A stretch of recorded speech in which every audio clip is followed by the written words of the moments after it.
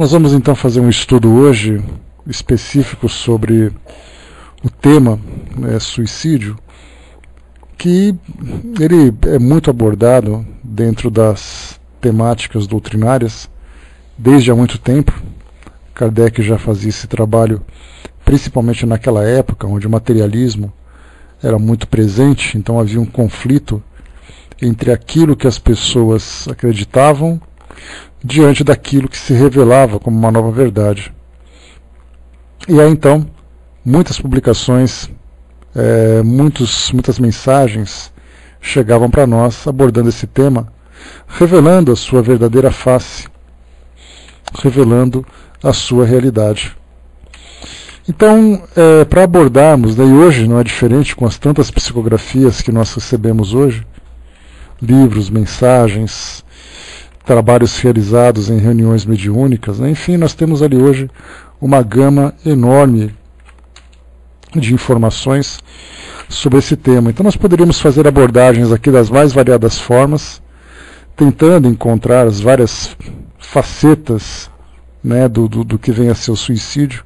E naturalmente eu vou apresentar para vocês aqui um entendimento que eu tenho, pelo menos um dos entendimentos que eu tenho a respeito dessa situação que acontece no nosso mundo hoje.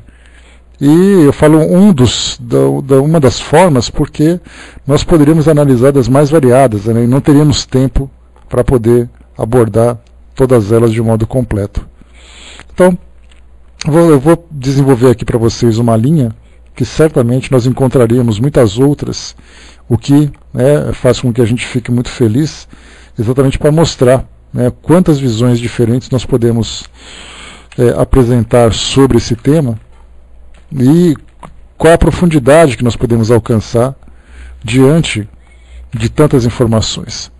Então, inicialmente eu queria trazer para vocês algo mais relacionado com a nossa realidade, porque normalmente a gente sempre começa estudando, tentando compreender aquilo que o Espiritismo entende do suicídio, aquilo que nós vemos a partir da visão do mundo espiritual relacionada com o suicida. Naturalmente nós vamos passar por isso também. Mas eu queria começar a trazer para vocês aqui um artigo que foi publicado hoje, inclusive, num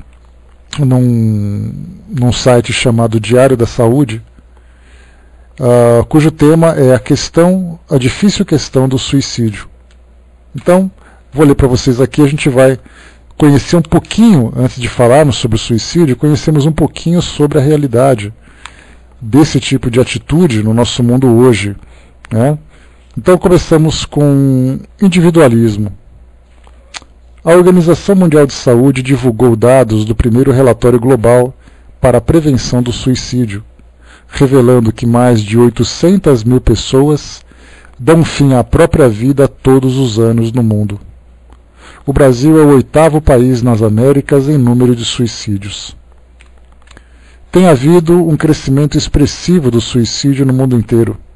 No Brasil, a taxa é alarmante porque não se falava abertamente nisso, mas se sabia do problema, afirmou o pesquisador da Escola Nacional de Saúde Pública, Paulo Amarante. O mito de que o Brasil é um país alegre não é real. Na verdade, o que está acontecendo é um processo muito grande de individualismo, de disputa, de competitividade, e tudo tem a ver estruturalmente com as ideias de suicídio. As pessoas se sentem sós em grandes cidades, ressaltou. Ainda de acordo com a Organização Mundial de Saúde, OMS, o suicídio é um grande problema de saúde pública e cerca de 75% dos casos ocorrem em países de baixa e média renda. Tabu. O relatório aponta que o envenenamento, o enforcamento e o uso de armas de fogo são os métodos mais comuns de suicídio global. Apenas 28 países são conhecidos por ter estratégias nacionais de prevenção do suicídio, diz o alerta da OMS. O levantamento diz ainda que a cada 40 segundos uma pessoa comete suicídio e o tabu em torno desse tipo de morte impede que as famílias e governos abordem a questão abertamente e de forma eficaz. A mortalidade de pessoas com idade entre 70 ou mais é maior de acordo com a pesquisa. Nos triênios de 1997 a 2000 e 2003 a 2006, 3.039 municípios brasileiros tiveram registros de casos de suicídio de pessoas com mais de 60 anos. Isso corresponde a 54,6% do total de municípios. De 1980 a 2008, as taxas de suicídio na população geral no país passaram de 4 a cada 100 mil habitantes para 4,8. Esses índices foram mais ou menos constantes e demonstram uma leve tendência de crescimento. No entanto, o país se mantém entre os que têm menores taxas, segundo os critérios da Organização Mundial de Saúde. Tal crescimento suave, porém consistente, se deve, sobretudo, ao aumento das mortes auto-infligidas na população masculina de todas as idades e especialmente na população acima de 60 anos. Dos 50 municípios brasileiros com os índices mais elevados de mortes autoprovocadas entre pessoas acima de 60 anos, 90% estão no sul. O norte é a região que apresenta as menores taxas. Constatou-se também que os idosos morrem principalmente em suas próprias residências, 51%. Suicídios e homicídios. Para Maria Cecília Minayo, o elevado número de pessoas que cometem suicídio no mundo pode assustar porque no Brasil e na América Latina como um todo, a violência que mais mata são os homicídios, mas no mundo a violência que mais mata são os suicídios, estando entre 10 principais causas de óbito, tendo aumentado 60% nos últimos 50 anos. A OMS publicou um manual de Prevenção do Suicídio, um manual para profissionais da saúde em atenção primária. Importante e feito de forma simples e acessível tanto aos profissionais de saúde quanto à população. Outros 2 materiais também produzidos pela organização são o Manual para Atendimento Clínico e a mídia, mostrando como se comportar em casos de suicídio. Além disso, o Ministério da Saúde brasileiro também tem produzido orientações tanto para familiares de pessoas em risco, como para profissionais, com ênfase aos profissionais de saúde mental, concluiu a pesquisadora. Então, o que mais chama a nossa atenção é imaginar que no mundo todo, a cada 40 segundos uma pessoa comete o suicídio. E isso merece uma atenção especial dos órgãos públicos, porque é, sem dúvida nenhuma, um número muito grande de pessoas que acabam optando por esse tipo de fuga. Para entendermos um pouquinho, nós começamos a caminhar um pouquinho pela trajetória da psicologia. Embora não seja psicólogo, mas dá para a gente poder entender um pouquinho o que se passa na nossa mente, na mente das pessoas, diante das dificuldades que são enfrentadas. Então, quando nós perguntamos quais seriam as causas do suicídio, nós temos desespero das mais variadas ordens que afetam as pessoas, a falta de estrutura emocional para suportar determinado tipo de pressão no seu cotidiano, no seu dia a dia, a desilusão com a própria vida também. Então, nesse caso, nós temos, quando nós estudamos o Evangelho segundo o Espiritismo, e chegamos no capítulo 5, Bem-aventurados os aflitos, nós podemos entender que bem-aventurados são naturalmente aqueles que são capazes de lidar com as dificuldades da vida, das dificuldades do dia a dia, com equilíbrio, mesmo que seja diante da dor, diante de todas as dificuldades, mas sustentado pelo equilíbrio. Mas nós lembramos que nem todos conseguem suportar as diversas frustrações que acabam ocorrendo na nossa vida, envolvendo conflitos familiares, conflitos afetivos, problemas profissionais, problemas financeiros, problemas sociais. Então nós temos relatos dos mais variados. Alguém que passa por uma desilusão diante da vida, não vê mais sentido e acaba optando pela sua autodestruição. Tivemos o caso de atores, né, internacionais, cantores, brasileiros também da mesma forma. Vemos, diante da adolescência, jovens que acabam se envolvendo e se lançando em relações afetivas de uma forma precoce e que depois não sabem lidar com as frustrações.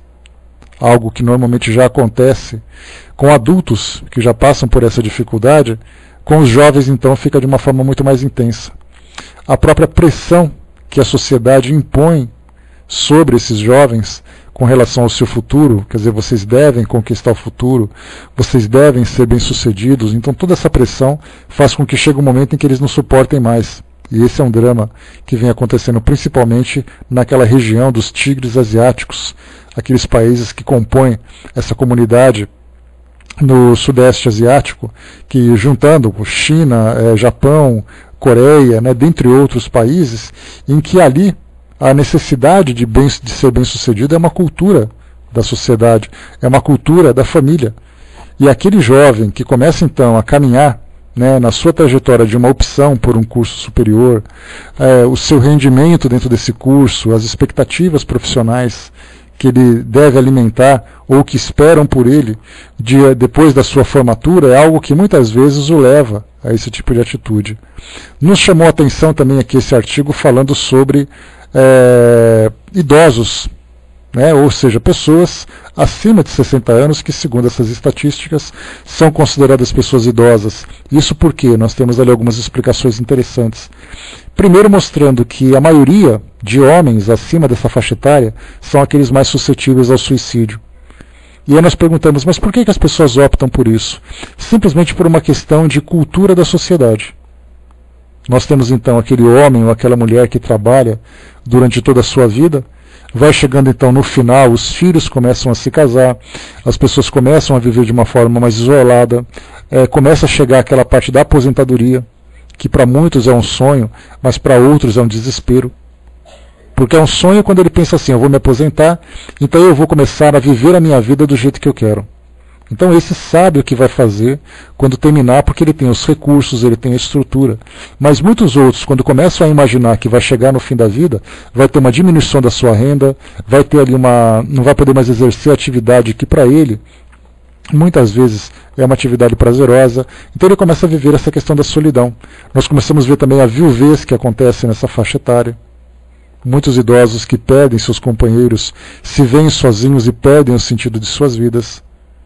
E dentre tantos outros, né, quando nós até vemos que nas relações afetivas, como nós vimos, nessa parte de expectativa, de um modo geral são essas, né? E hoje nós temos também um problema muito grave que acontece na relação entre as pessoas, que é essa parte que nós chamamos hoje de bullying, uma expressão inglesa, né, que veio trazer para nós aquele entendimento do preconceito, da perseguição, né, ela assim dizia.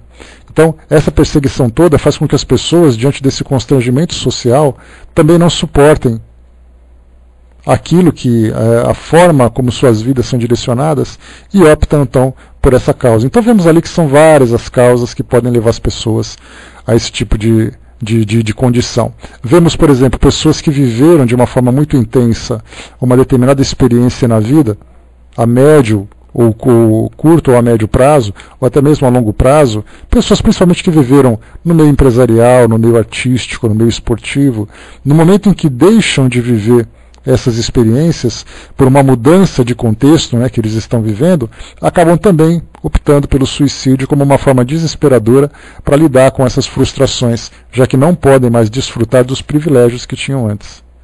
Então, essas são as várias causas que nós podemos ver hoje. E naturalmente nós falamos do suicídio, que é considerado de fato suicídio direto. Porque conforme nós estudamos, quando se fala sobre aquele indivíduo que coloca a sua vida em risco para viver algum tipo de experiência, nós tecnicamente devemos então desconsiderar, né? Porque na verdade nós falamos de um indivíduo que não deseja morrer, mas ele acaba pondo a sua vida em risco e desencarna mais por negligência do que por intenção. Então, por isso, nós lembramos sempre que, nesses casos, nós não consideramos. Jovens, por exemplo, que saem à noite, se embriagam e dirigem e acabam desencarnando. Outras pessoas que praticam esportes radicais e acabam desencarnando. Pessoas que optam por hábitos, né, como, por exemplo, o alcoolismo, o tabagismo, o uso de drogas, acabam desencarnando, mas não consideramos como suicídio, porque não houve a intenção. O que houve foi a negligência. Então nós desconsideramos esses fatos. E um dado interessante, que é importante a gente lembrar, algo que pode agravar um pouco mais ainda, aquelas estatísticas que nós lemos inicialmente, quando se fala que a cada 40 segundos uma pessoa comete suicídio no mundo. Nesse caso nós não consideramos aquelas que tentam cometer suicídio. E aliás esse é um problema sério, que estudando sobre as estatísticas aqui no Brasil, nós lembramos que toda pessoa que chega no hospital como vítima de um suicídio, ou no caso de um chamado policial para atender um caso de suicídio, esse fato é relatado e comunicado aos órgãos de saúde pública, no caso, o Ministério da Saúde e as secretarias, tanto estadual como municipal de saúde. Então isso é registrado. Mas quando acontece uma tentativa de suicídio, muitas vezes acaba havendo uma mudança no relatório daquele paciente, dizendo, por exemplo, que o indivíduo caiu de cima da casa, dizendo que ele foi atropelado, mas não considera, por exemplo, uma overdose de medicação, né, ou seja, que foi um equívoco da parte dele, mas não considera a tentativa propriamente dita. Foi um acidente com arma de fogo, a menos que seja uma tentativa muito explícita, como por exemplo, né, de cortes, de automutilação, de enforcamento, que é algo que você não tem como negar que houve realmente uma tentativa frustrada naquele momento. Mas nos demais casos, normalmente esses órgãos de saúde, ou então esses órgãos policiais, acabam registrando isso como outros fatos. E aí então isso foge das nossas estatísticas, ou seja, acaba aumentando cada vez mais ainda aquilo que já é grave. Né, ou se diminuindo, na verdade, aquilo que já é grave. Então, vimos ali as causas, né, incluindo aquelas que foram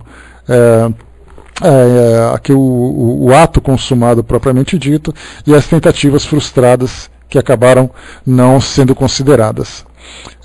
De que forma que o suicídio é entendido, então, pela sociedade, por essa quantidade enorme, né, por esse número enorme, significativo que nós temos hoje? Kardec, naquela época, quando ele começou a lançar textos e informações a respeito do suicídio para a sociedade europeia e mundial, né, já que os livros se propagavam com bastante facilidade entre todos os países, incluindo mesmo o Brasil. Então nós tínhamos ali aquela preocupação, mas na verdade o contexto que nós tínhamos naquela época era um momento pós-iluminismo, que nós chamamos, aquele pós-momento da razão, em que as pessoas começaram então a se distanciar das suas crenças religiosas e começaram a abraçar o pensamento científico. Esse pensamento científico muito frio, muito racional, muito lógico e objetivo, sempre dizia assim que a vida nada mais é do que uma consequência de funções do nosso organismo e que no momento em que o nosso corpo físico para de funcionar, o elemento individual, ou seja, o indivíduo, deixa de existir. Então isso fazia com que não trouxesse nenhuma realidade pós-morte. E aí então era o caso daquele período, que nessa fase de descrença, nessa fase de tantas e tantas turbulências que aconteceram naquela época, as pessoas então optassem, ou eu posso continuar vivendo a minha vida apesar das dificuldades, ou eu posso optar em interromper tudo isso e acabar logo com essa dificuldade, com esse sofrimento. Então o entendimento que se tinha naquela época era exatamente isso. O corpo físico é aquilo que determina a vida. Se o corpo físico deixa de ter vida, a vida então deixa de existir. Na atualidade nós temos não mais aquele pensamento materialista que entrava tanto em conflito com as crenças religiosas. E aí então nós vimos naquele período, ou no período atual agora, as pessoas vivendo as suas vidas religiosas e ainda assim optando por esse caminho tão trágico, tão destrutivo. E fazem isso exatamente por terem uma fé vacilante, por terem uma crença que não sustentam as suas necessidades. E aí nós vemos então, esse alto índice de suicídio se dá exatamente porque hoje nós temos grande parte da nossa sociedade que se coloca na condição de ser seguidor de uma determinada religião, sem necessariamente estar envolvido de uma forma profunda com aquela filosofia. Então vivem suas práticas religiosas de uma forma exterior, que foi aquilo que nós comentamos sobre religião e religiosidade, vivem suas religiões sem absorverem a essência filosófica para fortalecerem e desenvolverem cada vez mais a sua religiosidade. E aí, então, vivendo exteriormente as suas religiões, não preenchem aquilo que interiormente se encontra vazio, se encontra em desequilíbrio. Então, o entendimento que nós temos hoje é exatamente isso. A fuga da vida material, ela se dá exatamente pela expectativa de que nada haverá depois. Ou não se importa com o que há depois. E nós temos, na verdade, o suicídio em todas as áreas. Tivemos um caso de uma colega que comentou: minha mãe era espírita e acabou cometendo suicídio. E isso mostra, né? Ele veio perguntar, mas por que uma pessoa comete o suicídio tendo conhecimento espírita? E aí a resposta não é muito complicada de se oferecer, exatamente pensando que, embora o nosso intelecto seja alimentado por essas informações, aquele vazio interior, quando ele não tem um contato direto com essa essência, acaba ficando vazio. E esse vazio interior se torna muito mais intenso do que aquilo que o nosso raciocínio, que a nossa razão é capaz de compreender. Então, esse é o entendimento que nós temos hoje. Esse é o agravante que nós temos hoje. Depois nós pensamos, então, se as pessoas compreendem dessa forma, observam, por exemplo, não, eu acabo com a minha vida e tudo termina. E lembrando que naquelas causas que nós comentamos, não entra, por exemplo, aquelas pessoas que cometem o suicídio através da overdose de drogas. Porque as pessoas, estando naquele vazio, vivendo aquela dependência química, acabam abusando, querendo uma dose a mais para poder aliviar aquela dor moral que acabam vivenciando, elas são levadas a óbito. Então, nesse caso, o vazio interior e a necessidade de neutralizar ou anestesiar aquele sofrimento acaba sendo muito mais importante a ser considerado nesse caso, tecnicamente, do que a opção do autoextermínio. Né? Então, vimos ali que as pessoas pensam dessa forma, que não há nada depois a se preocupar.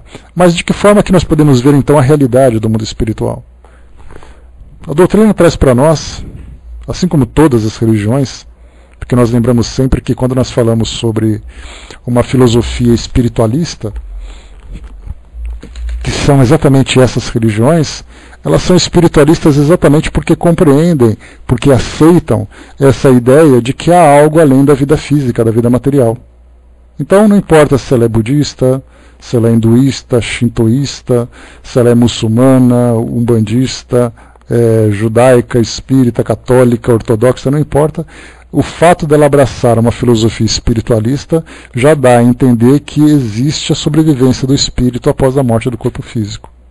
De que forma que ela vai chegar do outro lado, aí então cada uma tem a sua interpretação, já que não tendo informações diretas e claras, como é o caso que a doutrina espírita nos oferece, através das mensagens psicografadas ou psicofônicas, ou mesmo através das experiências mediúnicas que os médiuns acabam vivendo, nós vemos então que as religiões trazem as suas interpretações, muitas vezes interpretações fantasiosas, alegóricas, cheias de figuras de linguagem que não trazem a clareza daquele fato.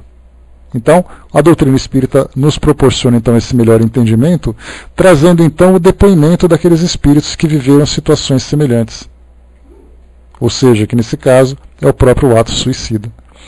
Eu vou trazer para vocês aqui só um pequeno depoimento do que vem a ser a realidade do espírito. Nós temos ali uma infinidade, né? Como eu sempre falo para vocês, não adianta a gente querer imaginar que a descrição de um espírito seria suficiente para trazer toda essa realidade.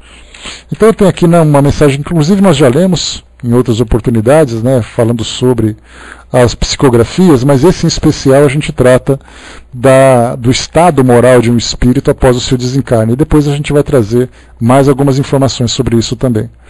Então o espírito diz assim: eu sinto-me tão cansada que nem forças para chorar ou me lamentar eu tenho mais.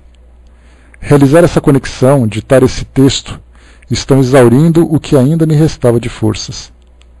Sinto-me cansada, sem forças, prostrada, sem ânimo nem coragem para mudar essa situação. Não sei como cheguei a esse ponto. Pouco me lembro do que fiz ou de como agi em tempos passados, mas é como se houvesse ao meu lado um ralo por onde a minha energia se esvai. Durmo e não descanso, repouso e não recobro as energias. Sinto uma enorme vontade de nada fazer, nada dizer, nada pensar. Queria me transformar no nada, sem pensamentos, sem personalidade, sem história, sem sentimentos, sem vontade. O nada. Não sei se algum dia vou conseguir mudar essa situação. Minha mente está tão vazia que não consigo imaginar nada. Tampouco aguardo por mudanças ou melhorias. Um segundo depois do outro, sem planos nem expectativas. É como eu vivo. Então esse espírito é de uma jovem, que a gente já viu naquelas descrições, uma moça na casa dos 25 anos, foi vista pela médium com uma aparência bastante abatida. Ela tinha os cabelos castanhos lisos, que eram divididos ao meio, uma pele muito branca, os olhos castanhos escuros e uma altura mediana. E ali deu a entender que era não apenas suicida, mas passava também por um processo de vampirização, sem consciência das duas situações que ela vivia, de ter sido como suicida e também de passar por esse processo. Então, voltando aqui ao nosso raciocínio inicial, nós temos então aqui que essa é a realidade do mundo espiritual.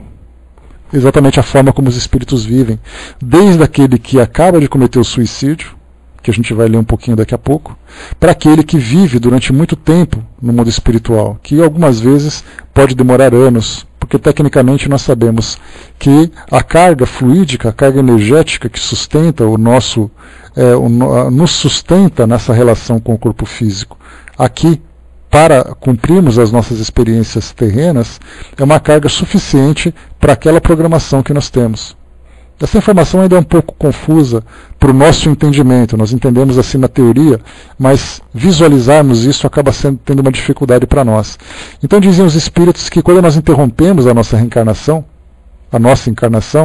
essa carga continua ainda ativa, impregnando o perispírito, ligando-o ao seu corpo físico. E aí então, nesse momento nós temos aqueles espíritos que acabam de desencarnar e comentam tudo aquilo que sentem exatamente quando começam então passando por aquela fase da sua morte imediata, daquela fase de acompanhamento do seu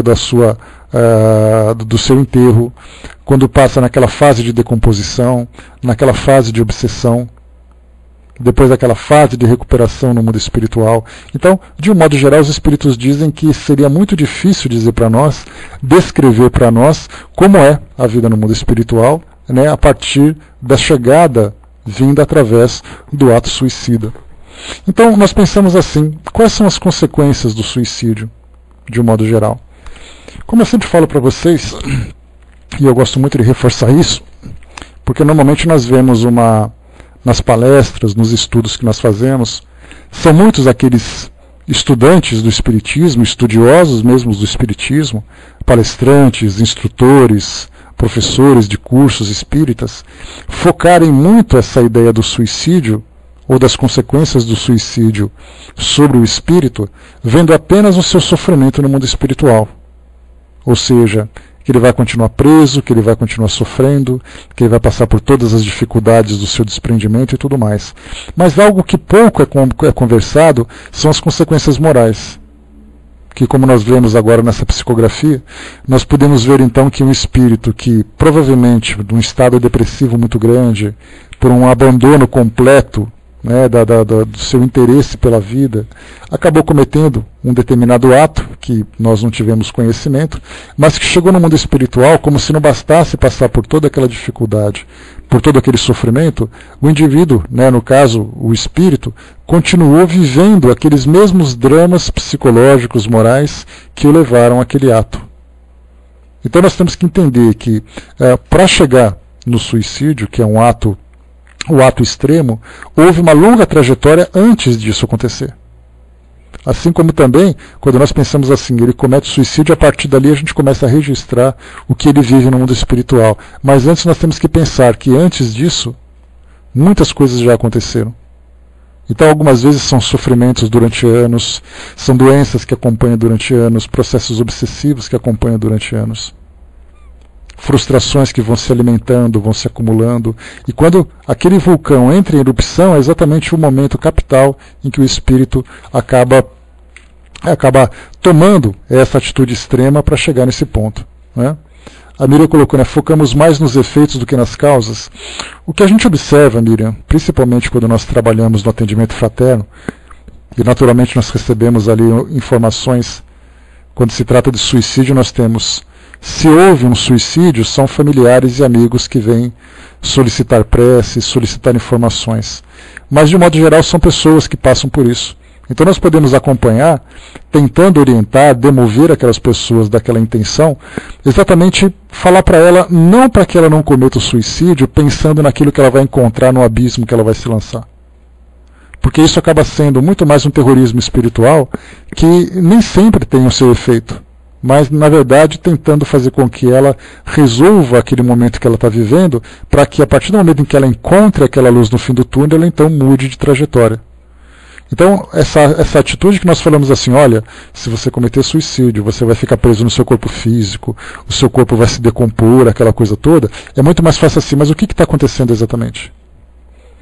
De que forma que você pode ser ajudada, o que você precisa, de que forma que podemos te ajudar a resolver o problema. Então nós vemos assim que, antes de pensarmos no espírito suicida, isso naturalmente a gente fala sobre as prevenções e fala sobre as consequências. Mas o que eu digo para vocês é assim, que quando nós estudamos sobre a história de um suicida, é importante nós lembrarmos, não focarmos no fenômeno que aconteceu com ele durante a sua desencarnação, mas é entender que aquele mesmo sofrimento que ele tinha quando estava encarnado era um sofrimento que o acompanha no mundo espiritual. Se ele estava deprimido, ele vai continuar deprimido.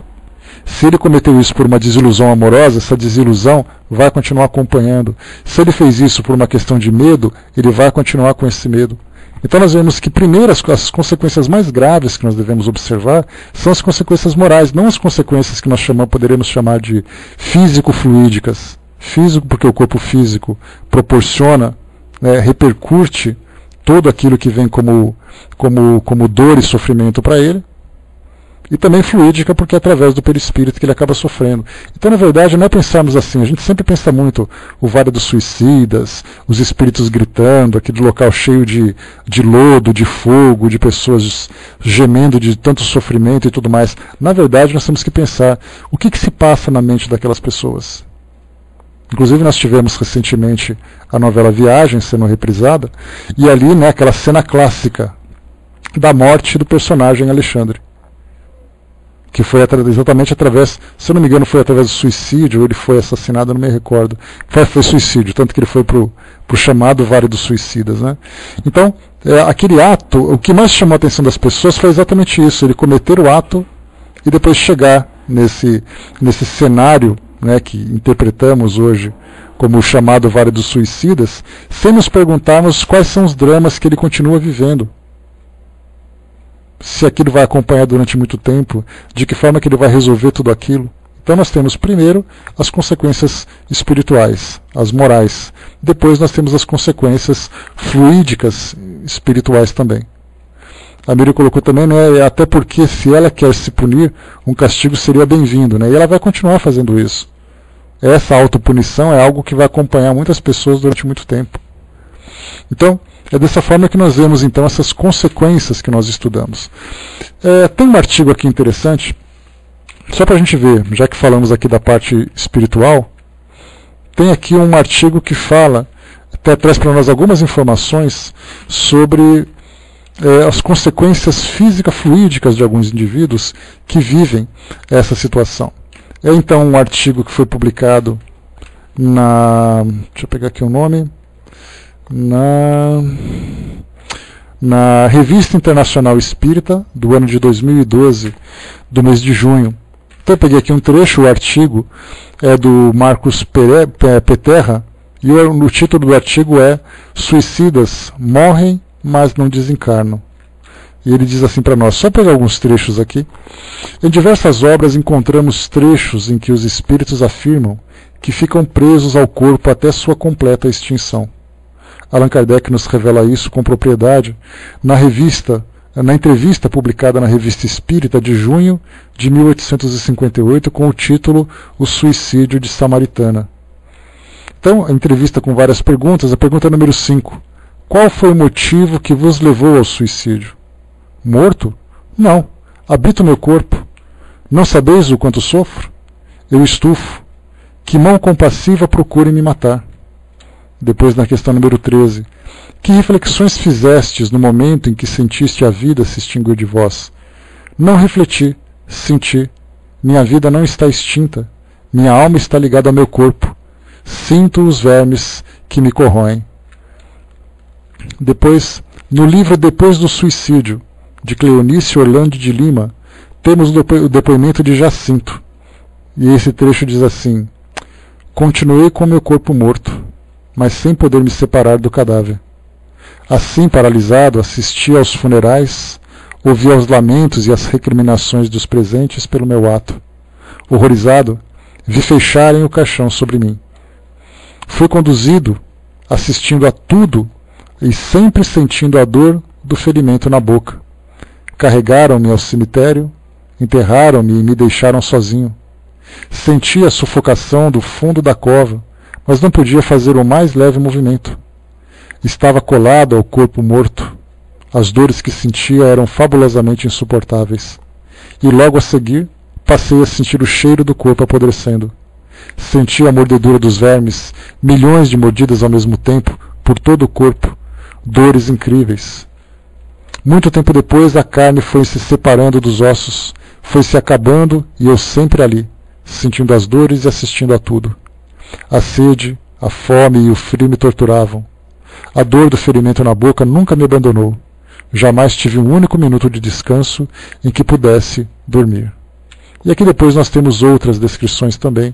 Aqui não convém para nós nos fixarmos nessa situação tão dolorosa, exatamente por isso que nós falamos, que nós temos exatamente que pensar no espírito em si, muito mais do que nas repercussões que ele acaba sofrendo.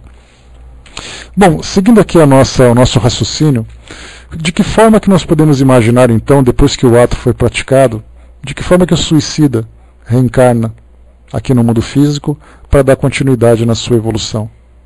Então a gente lembra sempre que o espírito desencarna, faz a sua programação reencarnatória, fazendo uma análise daquilo que precisa melhorar, daquilo que precisa conquistar, de qual vai ser a logística que vai ser colocada à sua disposição com relação à família, com relação ao ambiente social, com relação às condições físicas que ele vai reencarnar no caso do seu corpo físico. Então tudo isso é avaliado para aquele espírito que normalmente faz a sua programação já se preparando para a sua reencarnação. No caso do suicida, de um modo geral, acaba sendo diferente. Muitas reencarnações se dão muito mais para que o espírito comece a se reequilibrar. Portanto, ela se dá quase que de uma forma compulsória. Daí então nós temos aqueles indivíduos que nascem com tantos transtornos, tanto físicos como psicológicos. Muitas vezes reencarnam de um modo quase vegetativo, porque isso é necessário para que ele comece a se restabelecer. Seria, digamos assim, o tratamento de choque, para que esses espíritos reiniciem, ou retomem a sua lucidez de consciência. Porque, na verdade, quando o espírito passa por esse estágio do suicídio, muitos deles chegam ao estágio de loucura, vivendo exatamente situações como aquelas que nós descrevemos agora há pouco, e também mesmo com a própria culpa e com os sofrimentos que ele trouxe da sua existência anterior. Então a reencarnação para ele é aquele modo de deixá-lo mais tranquilo, embora nós observemos uma pessoa com esta restrição toda, num corpo físico limitado, num grau de consciência também bastante obscurecido por essa deficiência da matéria que o envolve, e aí então a gente pensa assim, ele está muito quieto, então ele vai ficar ali quietinho, ele não tem consciência, ele não está no estado vegetativo, mas a gente não se dá conta do que se passa no seu íntimo, do que se passa no seu interior. Onde muitas vezes ele consegue ter um mínimo de lucidez e perceber o que acontece à sua volta com relação à indiferença, com relação à dor que ele sente, com relação às agressões que sofre. Sem falar naquelas memórias que ficam constantemente vivas na sua mente. Então, no seu caso, a reencarnação para esses espíritos acontece de uma forma compulsória. ou seja, os espíritos, junto com ele, fazem ou melhor, os espíritos fazem uma reprogramação para que ele possa reencarnar e depois, quando tiver consciência, dar continuidade na sua evolução. Mas a gente pensa assim, quer dizer que todo suicida passa por essa fase de desespero e chega nessa fase de loucura? De um modo geral, sim. Mas muitos se recuperam também com muita velocidade, com muita brevidade. Exatamente porque a motivação que tiveram, a gente pode dizer assim, que aquele espírito que abandonou deliberadamente a sua vida por falta de interesse, ele é muito mais culpado do que aquele que faz isso por desespero. Então nós tivemos uma psicografia certa vez de uma jovem que dizia assim: eu cometi o suicídio, mas hoje eu estou em condições de fazer uma reavaliação daquilo que eu vivi e me reprogramar para reencarnar.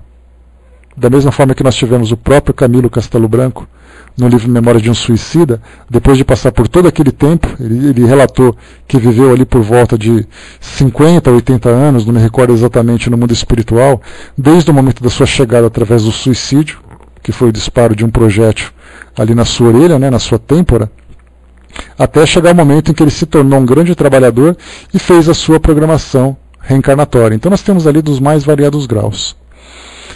Com relação à prevenção do suicídio, hoje nós temos então que a melhor forma de prevenir o suicídio é fazer com que a sociedade se transforme, é fazer com que o pensamento da sociedade se transforme.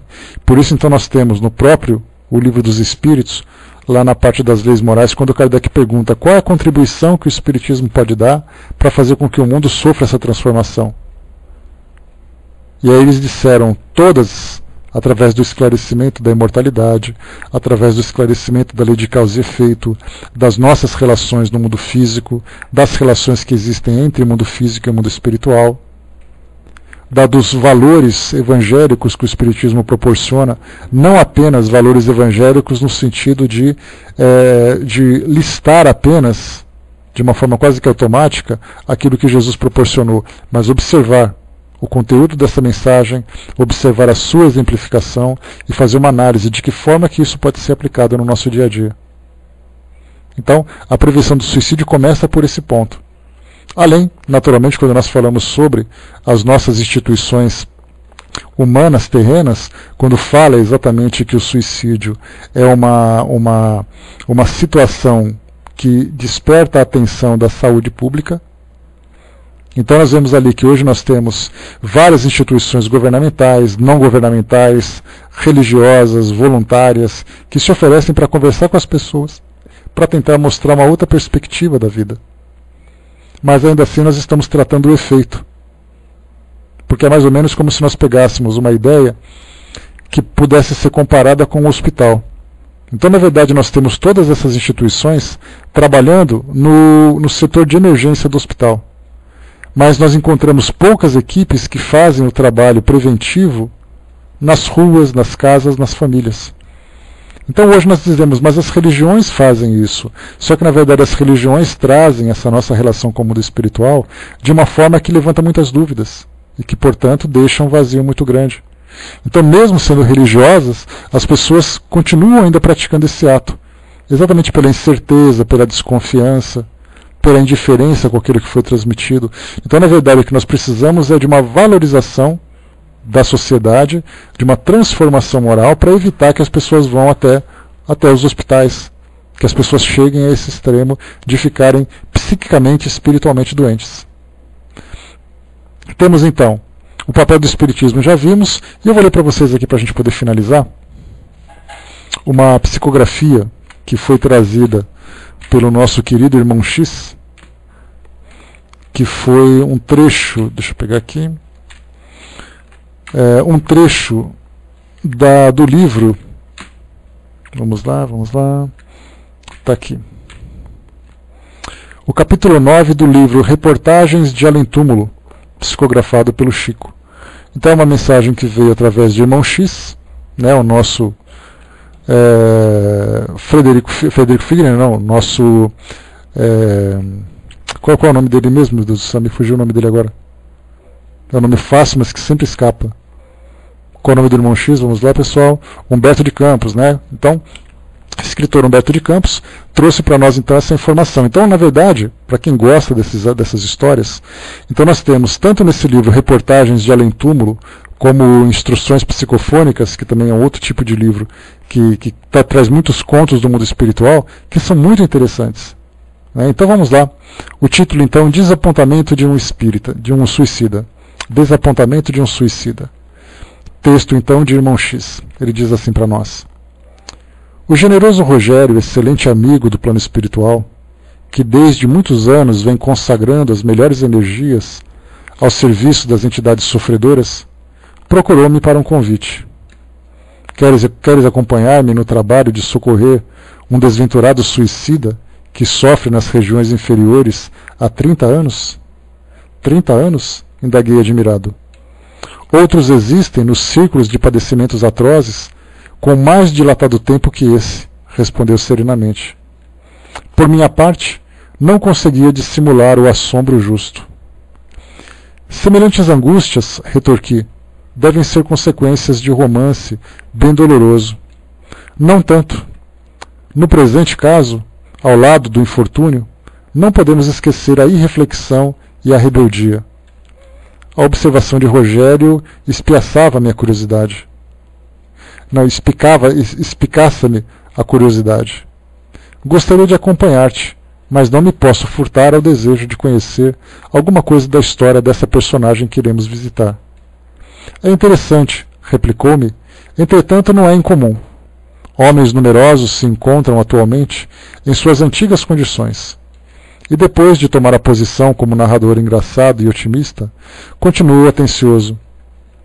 Há cerca de 30 anos, Tamazino Pereira era empregado de uma tipografia no Rio de Janeiro. Temperamento singular e atrabiliário, jamais pudera evadir-se do círculo das lamentações estéreis. Não se fazia ouvir senão para comover os interlocutores com queixas acerbas. Lastimava-se incessantemente. Acusava o mundo, os pais, o trabalho, os amigos. Em vão procuravam os companheiros injetar-lhe coragem e otimismo. O mísero estava sempre excessivamente nervoso ou irremediavelmente desalentado. A família numerosa, os deveres do cotidiano, as contas mensais do armazém, o açougueiro, o padeiro, amedrontavam-lhe o espírito. Entretanto, a maior tragédia de Tomazino na apreciação de si próprio era o problema conjugal. A esposa, ignorante, não o compreendia, e em vez de melhorar-lhe as condições espirituais com carinho e paciência, levantando-lhe as concepções em busca dos horizontes superiores da vida, o infeliz gastava o tempo em promessas de pancada, ameaças de separação, gestos violentos e rudes. A situação enchia os filhinhos do casal de espanto e amargura, pois o chefe da casa, em desespero, dava a impressão de um louco, sem esperança de cura. Quando não esmurrava as mesas, em fúria doentia, mantia-se em atitude de extrema desolação, apático, em prantos angustiosos. No quadro de seus afeiçoados estava o Oscar Fraga, amigo de infância e de luta diária, que se valia das fases de desânimo do amigo para mais aproximar-se, tentando arrancar-lhe a alma das tempestades da incompreensão. O caso, porém, tornava-se mais complicado dia a dia. Tomazino andava possuído da ideia sinistra. Alimentava o propósito de suicídio com preocupação crescente. No íntimo, sempre considerava os que fogem às tormentas da vida humana como criaturas privilegiadas e corajosas. Não era a melhor maneira de protestar contra o destino retirar-se do mundo em silêncio?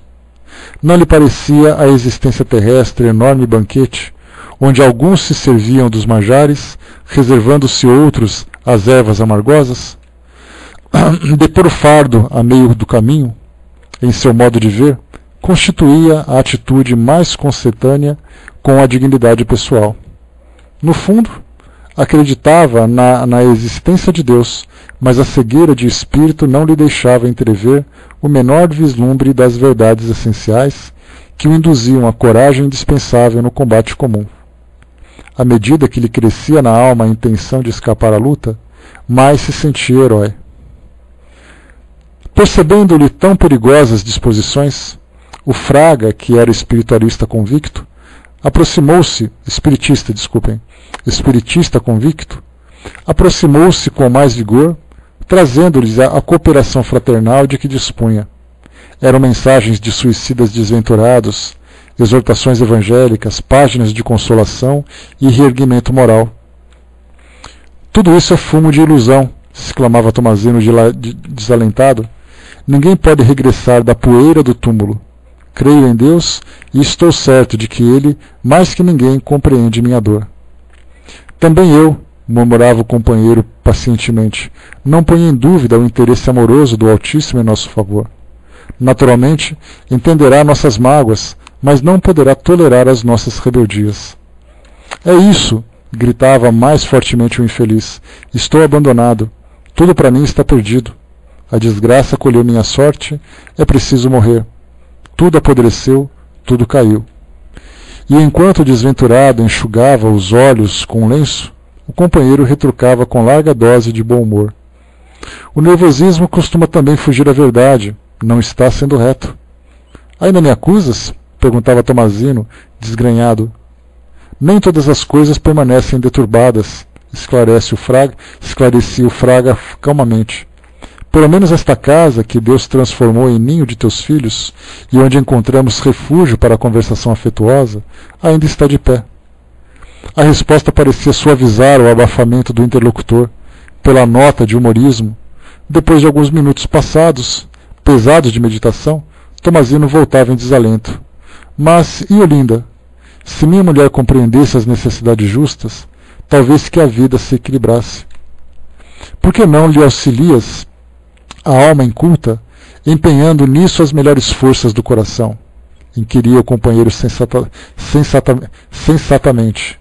Olinda não é má. Como sabes, a ignorância tem arestas que é necessário desgastar.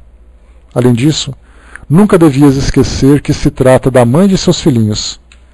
Deus não vos teria unido sem razões fortes na estrada da vida imortal. Vejo em tudo isso a representação de teus débitos espirituais do passado e que se torna imprescindível resgatar. Tomazino atalhava em tom irado. Não tens outro argumento senão essa história de reencarnações? Tenho sim, murmurava o Fraga sem se perturbar. Enquanto o outro o contemplava espantado. É indispensável que cada um saiba carregar a sua cruz redentora. É sempre fecundo nos conselhos, chamava o mísero desesperado. O amigo, porém, sem qualquer irritação, prosseguia com bom humor. Estás enganado. Este conselho não é meu, é de Jesus, Cristo. Não me sinto devidamente iluminado para orientar quem quer que seja. No entanto, creio que concordarás comigo quanto à competência do Salvador. A verdade, contudo, é que Fraga sempre se retirava sem obter nenhum resultado satisfatório. Irracível, teimoso, impermeável aos benefícios da fé religiosa, Tomazino Pereira manteve-se inacessível a todos os processos de socorro espiritual. E na ideia orgulhosa de que poderia enfrentar o próprio Deus, a fim de inquirir o Criador, quanto aos seus enigmas do destino, uma noite tranquila, sem que ninguém esperasse, estourou os miolos irrefletidamente. A narração movimentada levou-me a recordar alguns companheiros das tarefas humanas, impressionando-me vivamente. Este é o espírito que encontraremos daqui a alguns instantes, concluiu Rogério com um sorriso. Só um instantinho. Com um sorriso generoso. De fato, sem despender maior esforço, descemos a uma região de sombras muito espessas. Assemelhava-se, antes de tudo, a uma grande caverna pestilenta e úmida, como deveriam ser os calabouços da Idade Média. Viam-se ali criaturas estiradas em gemidos lancinantes. Conservando-se à distância, Rogério exortou-me a perceber a sua companhia e enviou alguns auxiliares em busca do desventurado Tomazino. O infeliz aproximou-se de rastros. Parecia um monstro, tal a desfiguração pelo sofrimento. observando os fluidos luminosos que envolviam Rogério a esperá-la, Mísero supôs que defrontava um dos mais altos emissários de Deus. Enganado ainda pelas falsas concepções da terra, começou a chorar convulsivamente, acreditando que o Altíssimo lhe dispensara honrosas deferências, como se fora um herói esquecido em revisão de processo. Anjo celeste, murmurou, prostrando-se ante Rogério, eu sabia que Deus me faria justiça. Fui um infortunado na terra. Vaguei como cão sem dono entre aqueles que desfrutavam o banquete da vida humana. Atravessei a existência incompreendido e aqui estou, em abandono, em pavorosa caverna de martírios, aguardando a providência divina. As lágrimas caíam-lhe em suprema desesperação. O interpelado, porém, mantinha-se em serenidade impassível e disse-lhe com firmeza: Tomazino, esquece o vício da queixa. Não sou um anjo celestial, sou teu irmão no mesmo caminho evolutivo. Não vim até aqui para arquivar as tuas lamentações, mas para sugerir-te calma e boa vontade, atendendo a muitas rogativas dos que se interessam por ti. Não consta no plano espiritual mais elevado que haja sido tão infeliz, e sim que sempre foste rebelde aos alvitres divinos, quanto preguiçoso nas realizações para a vida eterna. Suicida experimentou indisfarçável surpresa. Esperava que todos os emissários...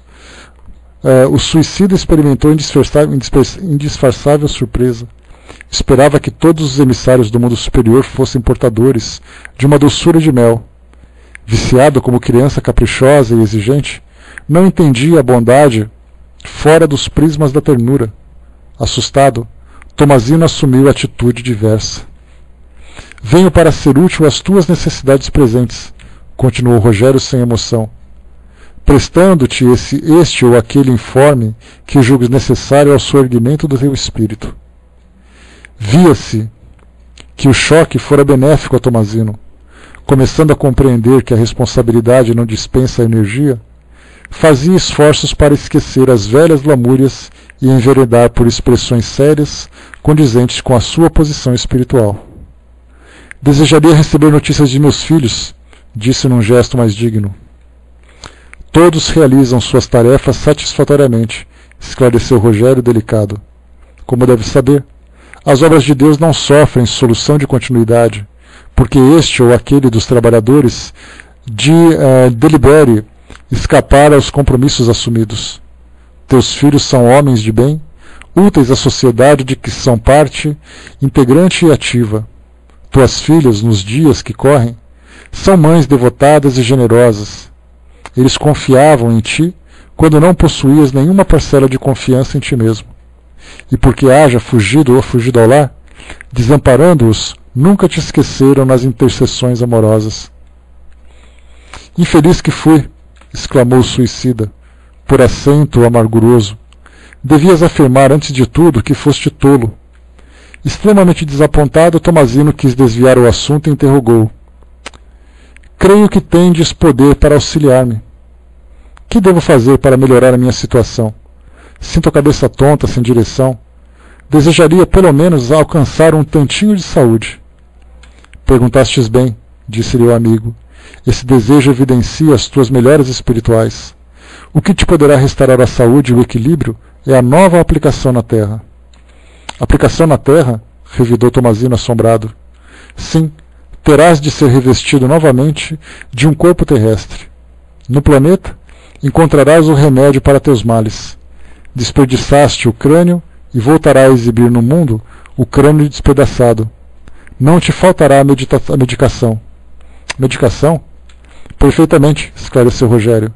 O idiotismo, a loucura, o desequilíbrio nervoso são doenças, atalhou o suicida prontamente. É verdade, Tomazino. Os seres terrenos ainda não compreenderam, mas enquanto curam as enfermidades, acabam curados por elas. Aceitas, pois, o remédio do porvir? Reconhecia-se o pavor do infeliz, em face da indicação, mas ao cabo de longos minutos de meditação murmurou humilhado. Aceito. Quando deverei voltar? quando nossa irmã Olinda estiver em condições de te receber nos braços maternos. O suicida compreendeu e entrou em profundo silêncio. Daí a instantes, era novamente recolhido ao seu cárcere de dor. Acerquei-me então de Rogério, admirado. Meu amigo trazia agora os olhos úmidos, revelando enorme piedade e comoção. Antes que lhe fizesse qualquer pergunta, tomou-me delicadamente o braço e murmurou compungido: imensa é a tragédia dos espíritos sofredores. Mas no auxílio efetivo, é indispensável considerar que cada doente reclama o seu remédio. A maioria dos suicidas requisita a dureza e a ironia para que possa entender a verdade. Até que se verifique a próxima experiência terrestre, Tomazino Pereira estudará sinceramente a própria situação e não se queixará mais. Então essa é a história de Tomazino Pereira, do livro Reportagem de Além Túmulo, o capítulo 9, Psicografia do Chico Xavier. Vimos aqui então a história de um suicida que foi ao mundo espiritual, a sua condição, o contato que ele teve com os amigos espirituais, o seu planejamento reencarnatório. Então nós vimos aqui nessa mensagem um resumo de tudo aquilo que envolve, pelo menos aqui, algumas das partes dos casos que estão relacionados com esse ato. Bom, o que eu tinha para passar para vocês então, pessoal, era exatamente isso. Eu fiz aqui uma seleção de textos e de ideias, para que a gente pudesse ter uma pequena compreensão do que vem a ser esse ato, que é um ato muito grave, que, como nós colocamos, é um ato muito grave diante das leis divinas. Mas normalmente quem passa por um desespero não pensa muito em leis. Então, na verdade, as leis divinas também envolvem o esclarecimento, o amor e a caridade. Então, na verdade, esses são os pontos principais para que essa tragédia humana não continue acontecendo. É necessário que nós tomemos providências, nós enquanto sociedade, para transformar a própria sociedade. Porque é exatamente o ambiente, as atividades, o relacionamento entre as pessoas que vão fazer com que elas se tornem mais ou menos felizes. Mais felizes se tornam mais produtivas. Menos felizes começam então esse processo de autodestruição.